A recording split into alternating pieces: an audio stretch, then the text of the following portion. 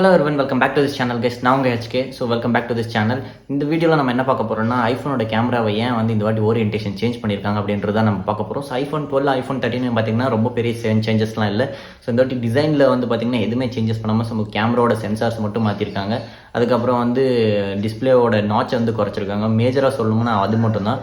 மற்றபடி எந்த மேஜரான இம்ப்ரூவ்மெண்ட்ஸ் பண்ணியிருக்காங்கன்னு சொல்ல முடியாது.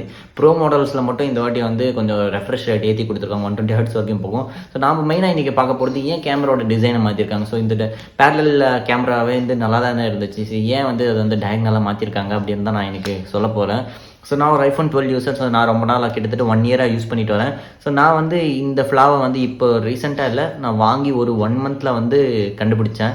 ஸோ அதை நான் இது ஒரு டிசைன் ஃபெயிலியர் இருந்தால் அப்போது நினச்சிட்டு இருந்தேன். ஸோ அதை ஸோ நம்ம நைட்டில் ஃபோட்டோகிராஃபி எடுக்கும்போது ரெண்டு கேமராஸ் இருக்குது. ஸோ வைட் ஆங்கிள், ஒன்று அல்ட்ரா வைட். ஸோ இந்த ரெண்டு கேமராஸ்லையும் பார்த்தீங்கன்னா வைட் ஆங்கிளில் நீங்கள் நைட்டில் ஃபோட்டோ ஷூட் பண்ணும்போதோ இல்லை வீடியோ எடுக்கும்போதோ ஃப்ளாஷ் ஆன் ஆகும். ஸோ ஃப்ளாஷ் ஆன் ஆகும்போது உங்களுக்கு எதுவுமே தெரியாது.